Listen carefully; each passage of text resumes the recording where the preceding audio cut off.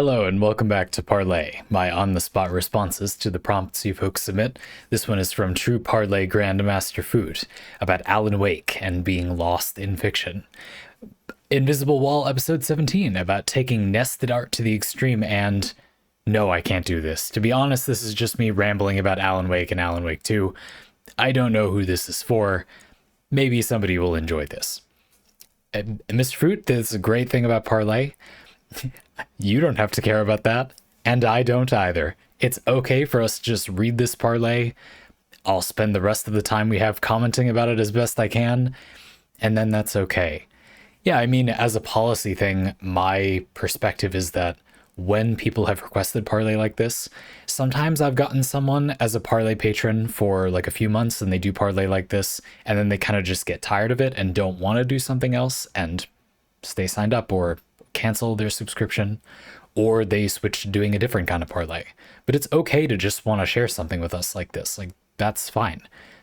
My opinion is not so much to discourage people from doing this. Yes, if every single Parley was like this, it would probably lose me money, I think, because people would think it was a less interesting format. Don't you think? But I think that that's a self-correcting mechanism. It's okay to just let people do this now and again. It is interesting now and again. And just like leave it. So you shouldn't feel bad about doing them like this. Like, I think it's good. It's a good part of Parley.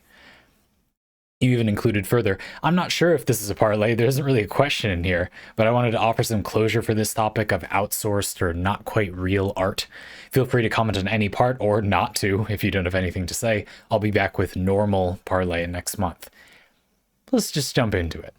Alan Wake 2 is a strange game, but it's also a difficult game to recommend, and that's because Alan Wake 2 is the fourth-ish game in a series, and that game tries to simultaneously welcome newcomers and somehow also expects you to have a detailed memory of the previous 3 games to understand the plot.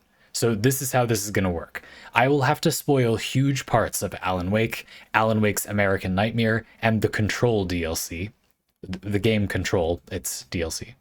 After we're done introducing this strange world, I will try to explain how Alan Wake 2 expanded on this foundation, how this relates to our general topic of referential and imaginary art, and what we can learn from it, while attempting to avoid major spoilers for Alan Wake 2. I will try to avoid the specifics of any big story moments that were not shown in the promotional material beforehand, and I believe that you will still enjoy the game if you listen. But if you want to play the game 100% blind, then this is not for you. Cool. Yeah, you're going to tell us about the very weird mechanism this uses related to the Parley you've been doing recently, which have been about imaginary art, art inside of other art, often where we do not see the totality of what the art would be. So this would be something like you play Skyrim and there's a book series in Skyrim. The entire text of that book series may be in Skyrim, but you also might play a game where people reference a piece of like political critique inside of the fiction, and people say the name of the book. Maybe you even get some of the book, or people reference ideas by the person who wrote that book, but it's a fictional book in that fictional world, right? Like the book doesn't exist as such, but it's presented as existing inside the fictional world. This is various consequences, and this Parley is going to describe a game that, let's say, goes a little far with that concept. Yeah? Okay, let's go. Reality of fiction is fiction. The strangest thing about the original Alan Wake is how simple the story is when you first play it, versus how complex its story seems when you try to explain it to someone else. The most important thing first, the titular Alan Wake is a best-selling writer who has been suffering from a horrible writer's block since he decided to kill off Alex Casey, the protagonist of his super successful hard-boiled detective thriller series.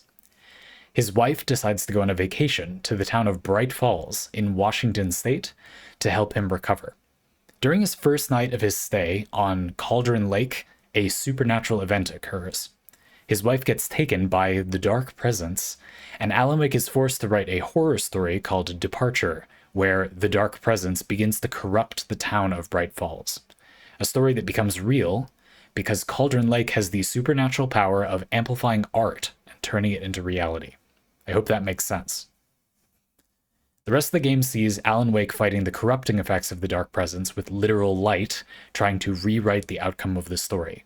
The game ends with him freeing his wife, but in return becoming trapped at the bottom of the Cauldron Lake, which is called the Dark Place. You doing okay so far, folks? Mr. Foot did this really fun thing where in the text of the parlay, you've made the like concepts into their own sort of fonts. So the Dark Presence has like a certain kind of font, and the Dark Place is a variant of that font, but more bolded. All of the works written by Alan Wake are a similar font. I think that's how it works. I'm sorry if that's wrong. Anyway, for me, this has helped it get straight in my head much quicker than it otherwise would have. I just read through this once, and now we're just going. I don't know.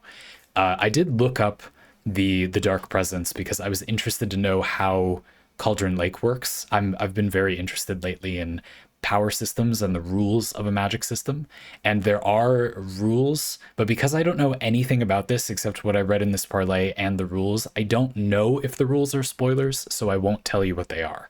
Just to say that it's not like it can just do anything.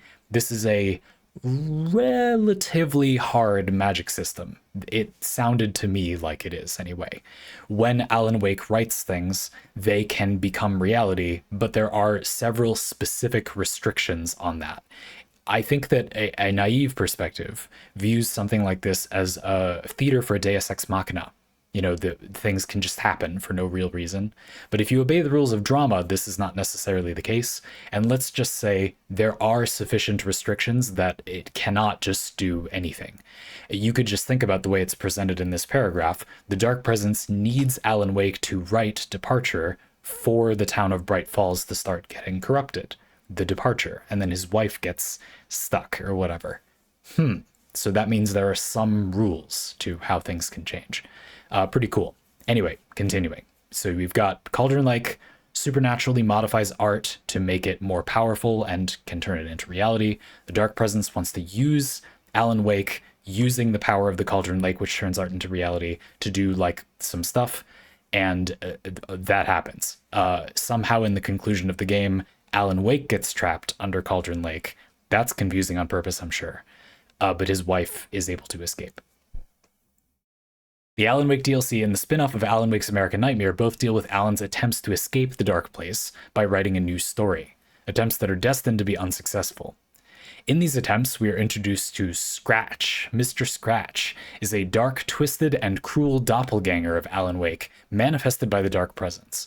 Scratch literally scratches out parts of Alan Wake's manuscripts, changing them to once again empower the Dark Presence. Again, this has something to do, delightfully to do, with the magic system at work here. Because the Dark Presence needs Alan Wake to write things magnified by Cauldron Lake to make them real, to manipulate things, and can't just do whatever it wants, there's something special about like scratching out things Alan Wake wrote is a very interesting like workaround. There's some like rules lawyering going on there from what I can tell. Very interesting idea. That sounds like a simple gimmick, but I think it actually isn't and isn't pretty clever. That's cool. Finally, the game Control features a new and unrelated story about the FBC, the Federal Bureau of Control, a secret government agency that aims to control paranatural phenomena. In the AWE DLC for Control, it is revealed that Alan Wake and Control share the same universe, in the way that events of Alan Wake are recontextualized as part of an AWE, an altered world event, is how the Bureau of Control categorizes them.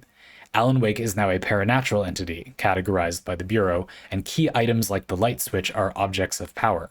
Hope you got all that. It will be part of Monday's exam. You told us from the start what the parlay would be like. I think this is fine. Fake art in the Alan Wake universe.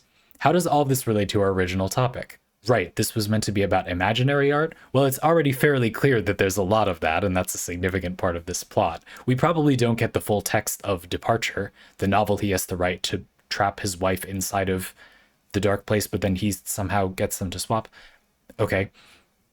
Well, Alan Wake is full of fictional art. You can find manuscript pages of Departure. Oh, maybe most of it is inside of the game. The story that Alan Wake is currently trapped in as collectible items. Sometimes the pages describe what just happened, sometimes they spoil an upcoming event, and sometimes they show a perspective we are missing. That being said, we never get the full script. Okay. There are TVs that show episodes of Night Springs, a Twilight Zone-like show that Alan Wake has written for in his younger years. We're talking about 5 to 10 minute long videos that are just in the game seemingly with no purpose. But I'd like to talk about something else. Alan Wake is split into separate chapters. Yes, this game has a very interesting form. Each character chapter ends with a song. These are licensed songs that share themes with the events of any given chapter. All except one. In Chapter 4, Alan Wake is looking for a way to free his wife. He then meets 2 old rock artists, Thor and Odin Anderson of the Old Gods of Asgard, who are both an in-universe and real-life band, but also the alter egos of real-life band The Poets of the Fall, who also exist in-universe. The Poets of the Fall is a real band. There's an in-universe version. Old Gods of Asgard is... I feel it is useful to think of them as originally a fictional band that arguably now kind of exists as a disparate artist, though it is just the members of Poets of the Fall. Okay, they say that Alan's story has happened before with a Finnish filmmaker or poet named Tom Zane, and they have the solution to Alan's problem in a song that is inscribed on an old record that is in turn on the Anderson farm. At the end of the tumultuous chapter, Alan listens to this song, which states, "And now to see your love set free, you will need the witch's cabin key. Find the lady of the light gone mad with the night. That's how you reshape destiny." This is already way better than a quest log telling you what to do. Put a pin in it. But this goes deeper. At first, I thought this was another fictional piece that was just implied content. It's content, but it's not. The end of the chapter song is this same song that we then get to hear the whole thing of. It's called The Poet and the Muse, YouTube link in the description, and it tells the tragic tale of Tom Zane and his muse. This song is a quest marker, a lore drop, and the surreal moment of synesthesia. A moment made infinitely more powerful because the song actually exists in full, and because it's good, subjectively anyway. So maybe there is a point to fully realized fictional art after all. Sadly, this moment is an exception to the overall mediocrity of Alan Wake. In my notes, I wrote that Alan Wake is a weird game too scared to commit to its own weirdness. The DLC and the spin-off go nowhere in terms of narrative, fleshing out largely irrelevant details, and Control is a game of high highs, particularly the ashtray maze, which honestly deserves its own parlay, and bizarre game design decisions that make it feel less than the sum of its parts. None of this is a concern with Alan Wake 2, though. Yes, we do get an early conclusion here. We see an example of a game presenting fictional art, imaginary art. Inside of the game world of Alan Wake, there is part of a song that is used as a kind of quest log telling you what to do. A piece of imaginary art. You could imagine that it is an excerpt of a longer song, and that's how it's framed inside the game, and that's a cool way to receive a quest marker. But also the entire song does actually exist, and you can listen to it. Inherently, if the whole thing actually exists, it doesn't especially matter if it's inside of another piece of art. It basically is real art at that point. It's not fictional art if the whole song exists. You could argue there is some difference if the piece of art can somehow only be experienced inside of another piece of art, but that's very difficult to contrive in the age of video. For example, if the imaginary piece of art is a song, as it is here, but then the whole song plays in the game, just because the people who make the game or the publisher or whatever doesn't make the full length of the song available as a YouTube video or whatever, obviously you could just record it and then you would be able to listen to it without playing the game. You could probably contrive a thing and a type of experience that you would call art, which you would not be able to take out of another piece of art. Something like an art installation, but arguably to get the full experience, you need to be playing the game and then come across the art installation existing in its entirety, but inside of a video game, for example. And then you could remake that in real life or show a YouTube video of that thing, but that's not the same as if you play through it, and the same as if you play through it but seamlessly as part of a play session of playing the broader game. I guess. But for the most part, if the full piece of art exists, I would argue that's not really imaginary art anymore. It has to be something that we have to imagine what the rest of the piece of art would be. So here it's interesting to see. In previous Parley, you'd speculated it's cool to have this piece of art with a ton of other art inside it. That's just kind of fun too, right? Like there's something that's just sort of neat about that. I've been reading The Stormlight Archive by Brandon Sanderson, and those books are very interesting uses of form. They're very long. They're very long. Words of Radiance, book 2 in the series, is notorious for pushing the limits of what the publisher is physically able to print. They might not want bigger books on the shelf for various marketing reasons, but he's selling them, making money hand over fist. I'm sure they don't mind about that, but they said, look, Sanderson, we can't make a book that is this big. Why are they so big, you could ask. Well, one of the reasons is that he just thinks it's a cool form. There's something different about, it's divided into maybe 4 parts. I forget exactly, but around that many parts. Why not just have it be 4 different books? You could argue that would make more money. What is different about putting them all together? Well, first of all, there is some unique experience about the same object, a big hardcover, that you're kind of taking with you through that experience. But also in between each of the parts, there's a little short story collection. A mini little short story collection, usually with 3 short stories, often by characters that are not of critical importance to the main plot, but sometimes that is how a character that will later be important is introduced. Or we check up on an important character who isn't going to be a significant part of the story for a little while, for example. Many of these are also free association ideas, fleshing out something about the power system or the lore of the world, or letting you know about something you could find later, or suggesting a theme that is going to come up later in the book. There's many uses to the short story collections in between each parts of the book, but it's really interesting to include that, don't you think? There's something about pacing and the way you consume a piece of experience. But to me, I think a critical thing is that I like a lot of those short stories as short stories on their own. Like if there was a short story collection that was just all of those, like to make the word count and page count smaller so the publisher can print the darn books, I think I would like that short story collection.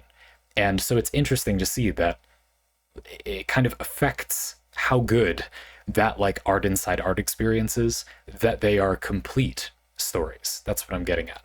There's quite a bit of imaginary art in Sanderson's Cosmere Connected Universe in general. He uses this rather extensively as well.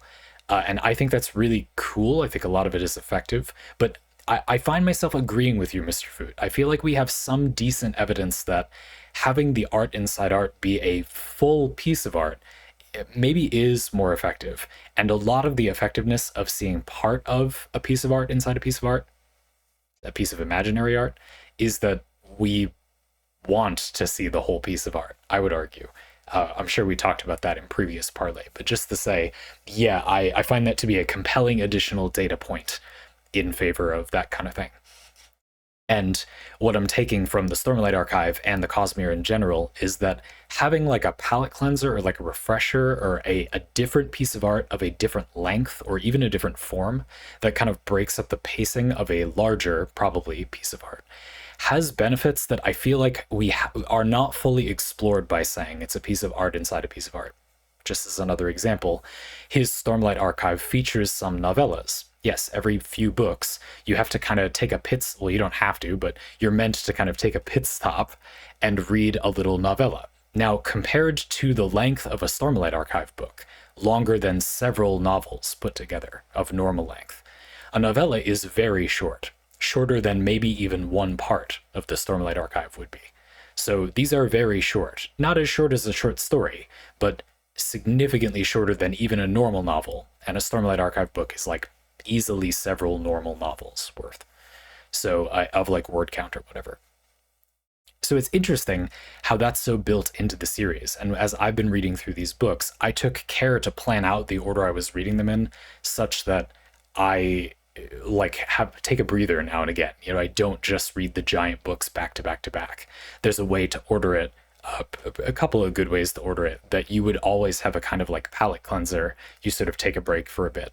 And the Stormlight Archive involves going to the other worlds in the Cosmere or being influenced by the other worlds in the Cosmere. So it makes a lot of sense to kind of jump around a little. That's not that tone breaking, or you're not going to forget that much what was happening. If you do that, it's fairly integrated into the story anyway to do stuff like that. So anyway, I just think it's really interesting and something that I would imagine at its worst, a piece of art that has a bunch of other art inside it has many surprising benefits, I would argue, and is just kind of a cool thing to do. There's an interesting quote I heard recently. Art is not about just sitting around and making plans. There's something about atmosphere that is very important to bring something over the line from being like content, if you will, and a piece of art. And I think that this is an example of that being the case. The atmosphere can be there's just more art or like a multimedia experience. This can go too far. The Kagero project or Alien Stage are two examples of interesting multimedia projects that I think are like unnecessarily hard to follow. It would be better if they were more like less multimedia, if you want to go look those up as examples. But that doesn't mean I think the idea is bad on principle. We are seeing the opposite version here. The Stormlight Archive, Alan Wake are mostly a novel series, a video game. They're mostly those things, but they do have multimedia elements, and I think that that adds to the experience. So I just think that's very interesting. And let's face it, I'm not going to say much else in this parlay. The chaos of Alan Wake 2. It took me a solid paragraph. Mr. Food, it took you 2 pages to summarize the story of Alan Wake. That will not be possible with its sequel. Actually, the rest of the parlay is 2 pages. Discussing Alan Wake feels like stabbing a ball of yarn. You can penetrate it. You can understand its many layers, but you don't feel like you're making any progress understanding its structure. Because of that, I will only explain the high-level structure without late-game spoilers. Alan Wake told the story of departure. You'll remember the story he had to write was forced to write to send his wife into the dark place, but then he was able to swap them, influenced by the dark presence and powered by the Cauldron Lake. Initiation is the story of Alan Wake trying to write a script to escape the dark place, and Return tells the story of an FBI agent named Saga arriving in Bright Falls to investigate a murder as she gets dragged into another horror story slowly turning into reality. The difference is that Alan Wake 2 goes all in on the chaos. Both stories have complex twists and turns, connections. The line between the reality of the game and the reality of the story within the game constantly gets blurred and shattered. We're full Inception here, right? There's at least 3 layers, you could argue, which is, I think, the threshold at which it becomes difficult to remember where you are in the layers. The moment that you have a dream, and the dream has a dream in it, that moment where you go from 2 to 3 layers, I believe, is where we get like slightly lost as the audience. Not necessarily in a bad way, but if you want to cause that effect, I believe the number is 3. And this chaos becomes clear in the game's relationship to its fictional media, which features the most interesting emotional peaks of the game. Again, I will not explain the entire story, both because I can't and because I don't want to spoil it, but I will talk about some of the moments in the game. First of all, chapter songs are back, but this time they are all original instead of licensed tracks like pre-existing music. All of them are these intriguing views into the mental space of Saga and Alan. We hear their doubts, hopes, dreams, their fears, and general inner turmoil in these beautifully atmospheric tracks. 2 examples are linked below. I'll include the links Mr. Fruit linked for me. I listened to a few before this parlay. All except for one. Well, I listened to this one too, but not all of them are about Saga and Alan. There's a point in the story where a certain Scratch, Mr. Scratch, returns, and we see their perspective in such a chapter song. It's called Dark, Twisted, and Cruel, and it's completely free of doubt or fear, brimming with confidence and determination. The characterization in this one referential song is more effective than the entirety of Alan Wake's American Nightmare, and it alone establishes Scratch as a credible threat. Yeah, that one is interesting. If you're only going to listen to one of these, listen to that. That's an interesting piece of music, I agree. Without the context of the game, I mean, I don't know, but it's odd, yeah. There's a moment in Chapter 3 where you walk into a dimly lit bar. Inside that bar, there's a small stage where an old man sings a Finnish song called... Okay, I tried to look up how you pronounce the umlaut over the O, and it's like Juttenjö. Is that okay? A Finnish song called Juttenjö. If you've played Control, you will recognize the man as the multidimensional paranatural entity Janitor Athi. And the idea of this man out of place in time, singing this beautiful and haunting song, is absolutely surreal and paints the entire rest of the chapter in a similar light. It is really, really creepy that a character that you thought was bound to the oldest house in Control would just appear elsewhere in this other game. Yes. Put a pin in this one too, if we get to the pins. The old gods of Asgard also make a return in the initiation section of the story, the thing Alan Wake is trying to write to get out of the dark place, where they haunt Alan inside the dark place along with the talk show host Warren Dorr, where they retell Alan Wake's origin story in a 30-minute interactive musical rock opera that annihilates the fourth wall. Alan Wake is stuck experiencing this scene with Warren Dorr, the old gods of Asgard, and in-universe actor Sam Lake, who is playing Alex Casey, the famous character from Alan Wake's successful series of crime novel things, in the movie adaptation of Alan Wake's old books, and just so happens to also be a guest on the show. But the actor Sam Lake is in turn played by the real-life Sam Lake, who is also the creative director and writer of the game. I think these examples illustrate how the player gets lost in the many meta layers of the story, not too unlike Goodbye Eddie from a previous Parley. The lack of footing and everything being fake narratives within fictional narratives within the art you are playing makes you question what is real, and in a way that becomes the actual story of Alan Wake. Shall we do either of these pins now? It was, is that a good quest directive? And what about kind of needing the reference? Yeah, I think that the let's take out one of those pins. So that pin was about you saying that, and now to see your love set free, you will need the witch's cabin key, find the lady of the light gone mad with the night, that's how you reshape destiny, is, quote, already way better than a quest log telling you what to do. Like, I get what you mean. I think some people will immediately say, well, okay, but like there is something really good about quest logs being clear. There's something good about it being clear. Something I think is always important with rhetoric like this is to make sure that we don't discuss before at least acknowledging that there obviously are at least two perspectives here that make some sense.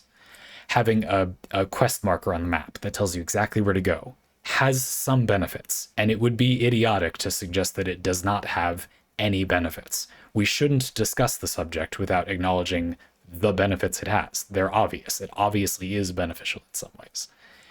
And not having a quest marker also has some benefits, obviously, and it would be a waste of time to discuss this without acknowledging those benefits as well. But you can still have a meaningful discussion about, like, I'm open to the idea that one of them might make more sense than the other most of the time. It's just that most of the time when you do this kind of analysis, it will be revealed that clearly at least a third option would be, if nothing else, better than those two options. I think that some hybrid of you give the player some kind of quest marker, some direction about where to go, but it's like more immersive in some way, is pretty clearly better in essentially every way compared to giving them a quest marker exactly where they need to go or no quest marker. There's not very many games I've played where doing some kind of middle ground version wouldn't be all of the benefits of the version the game did plus some of the benefits of the other version. For example, if you tell the player exactly where to go and it's far away on the map, they haven't revealed that part of the map, and they go there, they travel there, well, they're going to try to take a straight line there or be frustrated when something is in the way. Give them a general area, like draw a sketch of the whole town they have to go to on the map, instead of a pin exactly where they need to go to find the person they need to find in that town. Then they're just going to try to get near the town. And if you've designed the town in a reasonable way for the game, they don't even need to know exactly where the person is anyway. They just have to get to the town. And it will probably lead to a better exploration experience without making them any more confused about where they need to go, to provide them that general marker rather than a specific marker. Likewise, providing no marker feels slightly questionable. I mean, the player can always write down where they feel like they need to go. That's just sort of annoying. So it feels like the most minimum bookkeeping possible is something that is usually good to do, or at least offer automatically in some form. I'm skeptical of the idea that most games benefit from giving you zero quest direction. I don't really agree that that makes that much sense. We've had previous discussions about how in Remnant 2, there are some elements of the game that you literally can't even find without data mining. They were intended to be impossible to find except by data miners. These things include an entire class. The game has like 10-ish classes, and one of the 10, a pretty cool one, is not really possible to find without like community assistance. This is like, you can do this, it's your game, but like, does it really make sense to do that? Applying any basic utilitarianism, is it worth doing that? I think there's some room to question there. I'm reminded of Elden Ring, which often gives you a good enough indication of where to go for a quest, but I don't think that drawing some basic sketch on the map, rather than giving you no quest marker whatsoever, would make the game worse. When you meet Kenneth Haight and he tells you to go like fix his fort for him, it's not that hard to find the fort, in my opinion. They did a good job of landmarking it. You meet him up high, so it's like sort of easy to see far where he's talking about it. He just says like to the east or whatever, I don't remember exactly. And I bet most people don't have difficulty finding that, sure. It's also possible that we're critiquing these things without knowing the game has ways to handle them if you miss them, because I didn't miss this when I played Elden Ring. But I still don't feel like much would be lost if there was just a vague mark on your map telling you where to go. If you were playing this game in real life, if this game was real life, and you had a map, it would be very weird indeed to not mark vaguely on the map where you were meant to go, right? And you could even use this for atmospheric storytelling. I would be fine with having a character now and again just not mark on the map, or say like they don't know or something. And that could be a fun thing about their character, and not that annoying as long as very few characters do this. Most of the time, most reasonable people you would bother doing a quest for would be willing to mark vaguely on the map where you had to go. So personally, I might have sounded like I was saying I think this is a bad take, Mr. Foot, but I'm not. I think that I mostly agree with you. What's good about this, as a better than a quest log telling you what to do, is that it pretty much is the quest log telling you what to do. To see your love set free, you need the witch's cabin key, find the Lady of the Light gone mad with the night. That's how you reshape destiny. Without quoting exactly, it tells you pretty clearly what to do, and I haven't played the game, but I would imagine this is not an especially confusing quest direction. It's just slightly more immersive. Again, this is not giving you a precise pin, but it's definitely not giving you no pin. This is the vague sketch on the map. And is that maybe really good? Yes, I do think that a lot of people will respond poorly to the rhetoric of the way this has been presented, though, and will feel like, why does everything have to be this hoity-toity, makes you feel fancy, poetic kind of thing? People who feel that way, I understand your perspective. I think that for some people, they're sacrificing way too much in the name of immersion without thinking about what the other benefits would be. But I don't think that's the case here. It seems to me like a lot of this is down to earth enough that you would hopefully be able to follow it. And if people go in with the attitude that it's going to be confusing and why does it need to be this convoluted thing, this is just, you know, award bait or whatever. It's something that Alan Wake and Alan Wake 2 have been accused of.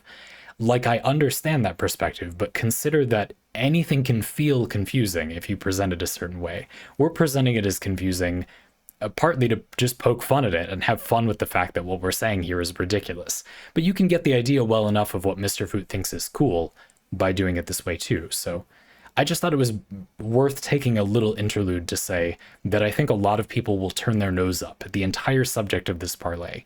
And that's okay. I'm not really here to stop them from doing that. It's okay to just have a parlay where we talk about this.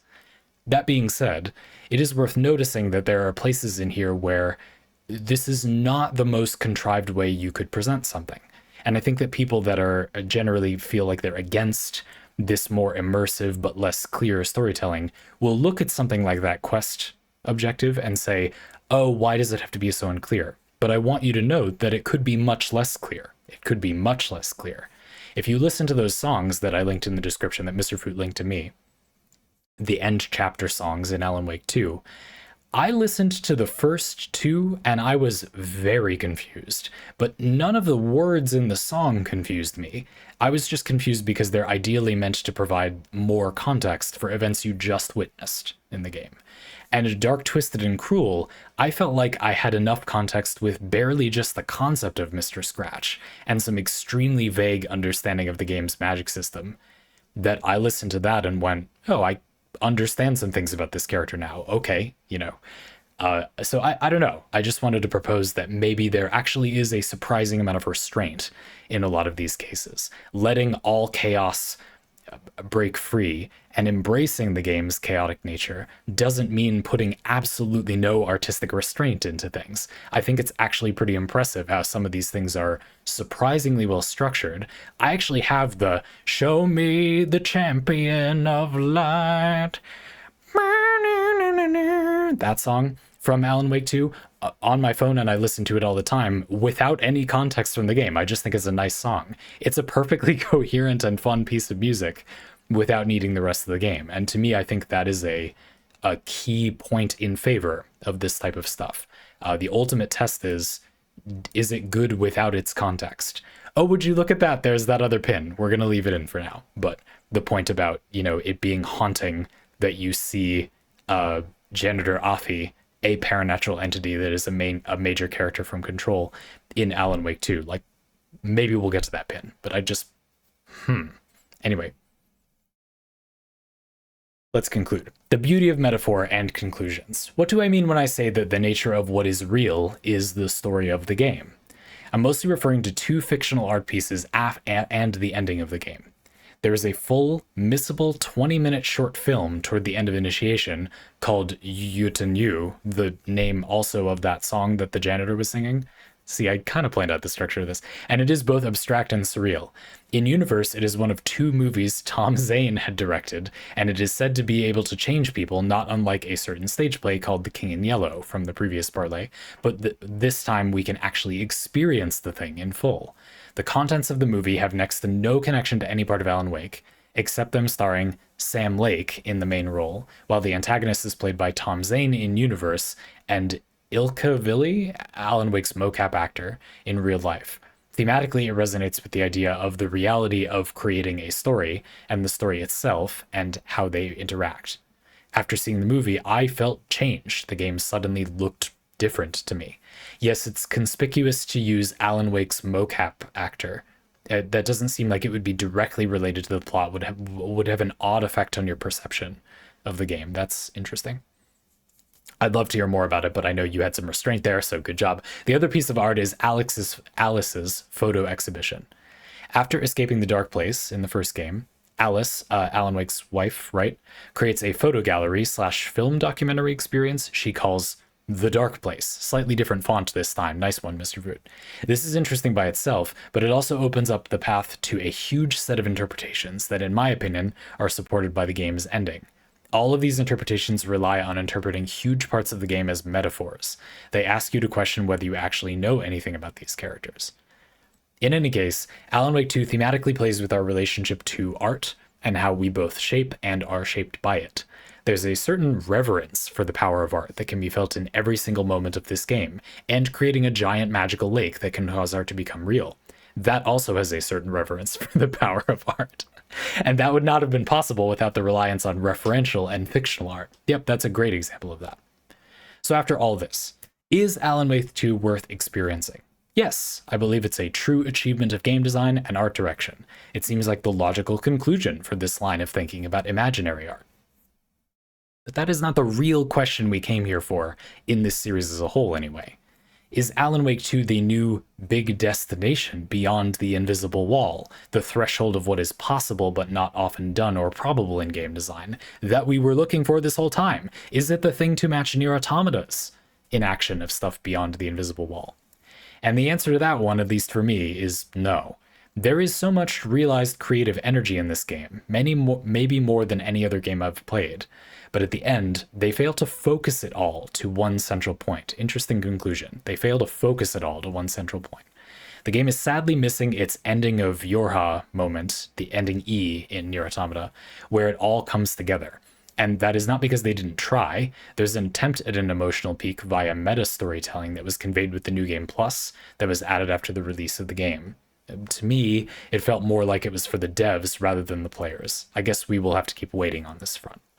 Thank you to Zandy and the listeners for indulging me on this tangent. There's one final topic I want to cover, excluding one off bonus parlay that I might or might not do, before we finish this series about the invisible wall, the frontier of game design, and what is possible, especially creating emotional responses in games, using techniques that are possible to do, but just not often done. Next time, we will talk about the art of intentional boredom and forced introspection. And this is all in a giant Google document, so I get to look ahead a little bit. You can go in the Discord and look at these, by the way. I normally don't mention that because I think the people who want to already know, but if you're interested in looking at the raw text of these, or like this one, you can see all the weird fonts Mr. Foot used. If you're interested in that, that is on the Discord, which is linked in the description. The Parley channel, you can only post Parley in the channel if you subscribe to the monthly service that I sell to do these, but you can still look at them. I made it publicly visible for everybody, which I find important more generally because you just get to see examples of the kind of thing you might request. I just think that's better. But if you want to take a look at it, you can. As far as I'm aware, the document is publicly shared. So Mr. Foot allows anyone to just click it and see the whole thing. So if you want to, you can do that. Yeah, pretty interesting. Again, I'm gonna go back to that point you said for a few minutes about not focusing it to one central point. The game kind of leaves you with this open-ended sense of whoa. But if you just saw a ton of art, you would have a similar experience to that. So I get what you mean. I really like that you included that there's this photo exhibition by Alan Wake's wife after escaping the dark place in the first game called The Dark Place that offers a lot of interpretations by interpreting huge parts of the game as metaphors. And I would say that's a really interesting turning point for this discussion. Yes, I would agree that that type of thing is the type of thing that a piece of media is probably going to do on its way toward tying everything together. But merely opening up the audience's like thoughts about the subject rather than actually directing them toward a conclusion, to me does feel meaningfully different. It's the difference between saying this could be a metaphor and providing a sort of breadcrumb trail for what that might be. I think there's a very clear difference in this often in books. In The Starless Sea by Aaron Morgenstern, we have a book where partway pretty early, it's not that much of a spoiler, into the book, you find that the main character, who seems to be being monitored or is having strange happenstances happen to him while he's reading books, finds that in part of a book he's lent out to read, it just suddenly becomes a narrative of his current life. And you realize, pulling back for a second, that you are reading a book, that he is reading a book that is depicting the events of the story. You are reading the book he is reading, which is depicting the events of his life, which is the book that you're reading, and you're just kind of going along with him with it. This is interesting, but I feel that The Starless Sea then barrages the reader with a bunch of like soft magic symbolism, but doesn't really push you that hard to say what it is. And that's okay. You can create this kind of mood board or art installation. But I found the ending of the book a little bit unsatisfying because I didn't feel like the book was confident in letting me feel like I knew what any of it was. Not in saying exactly what anything means, one meaning that everything means. I felt like the book didn't care enough that any of it actually meant anything, is what I'm trying to say. It was happy to let me free associate, but to me that was to a fault. I want there to be interpretations that are coherent, that I could follow along with.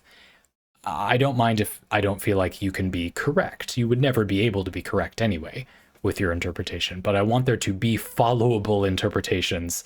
I could have my own theory and that will like go somewhere, but I sort of felt like the book got a bit out of hand with, you know, you could interpret this as a symbol, but you would need to go a bit far to do that.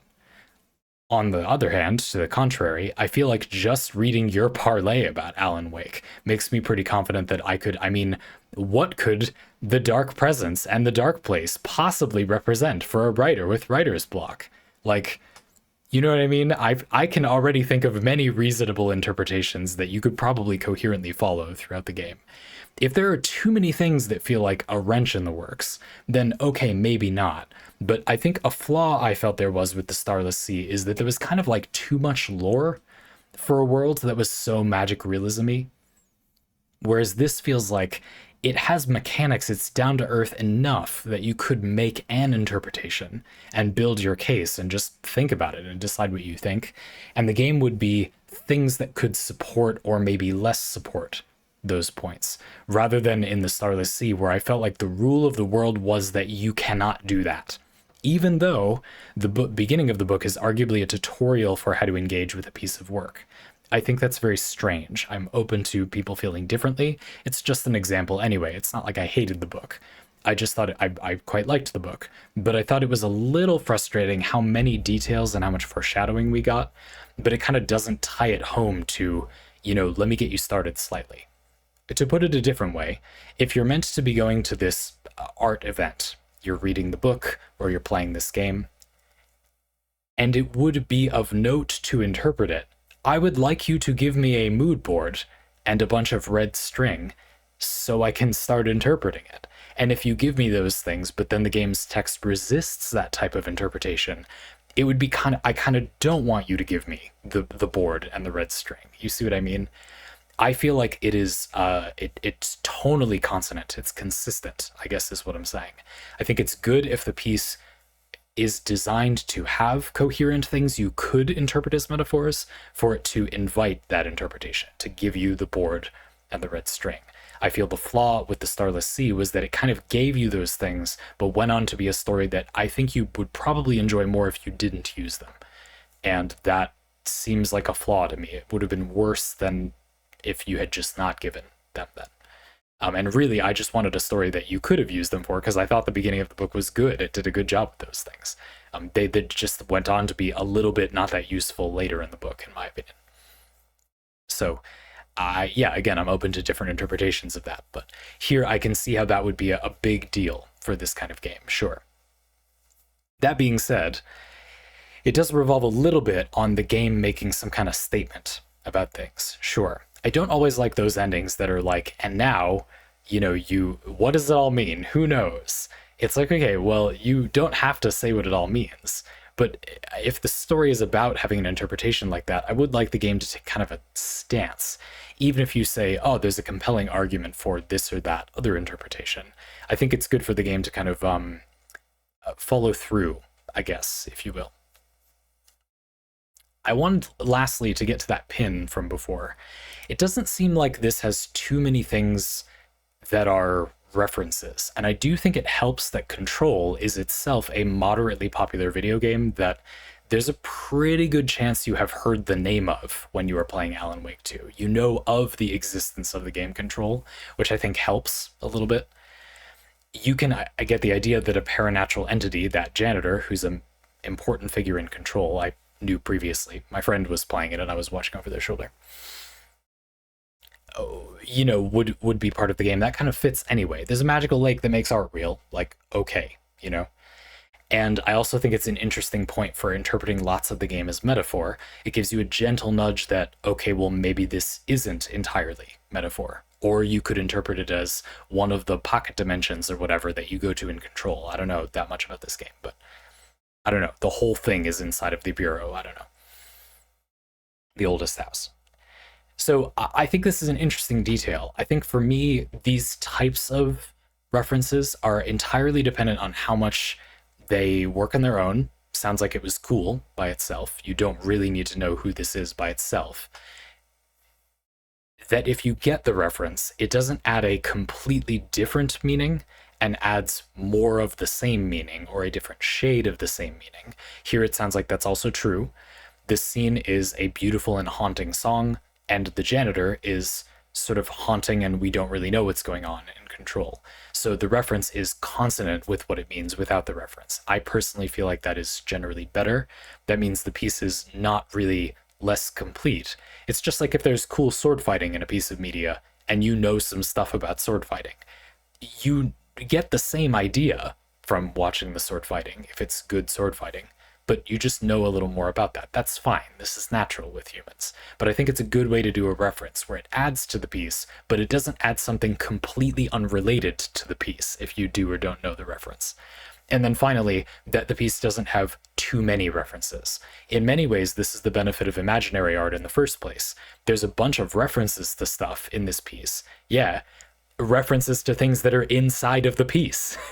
I think I'm convinced more than ever that one of the main benefits of imaginary art incomplete pieces of art inside of another piece of art, is that you can get the benefit of referencing something without the significant detriment of referencing something, which is that the audience has to like go get the reference, or it's a completely useless part of the narrative. You can follow my rules, as I stated a minute ago, make it be that the reference adds to the same feeling that the audience gets without the reference, whatever. You can try to follow those rules, sure, but the ideal thing would be that the audience just doesn't need to know some separate thing, that if it's part of the piece, it's part of the piece, it's in the piece of work. They're arguably part of a similar series, depending on how you interpret them, but I think it's the best if the piece that is referenced is just in the piece of work that's referencing it. And you can totally do that. And that sounds very, very cool to me. I somehow turned this into me complaining about contingent difficulty, as well as covering imaginary art. So stick that in your cap and smoke it? What's that saying? Anyway, thanks for the parlay. Okay, yeah, it was actually a sort of normal length. If you want to submit parlay like this, or really about whatever else you want, yeah, usually they have like a question or a prompt, or there's some direction for what you want from me, or a big space open for how I'm going to deal with it. And it's okay if they sometimes aren't like that.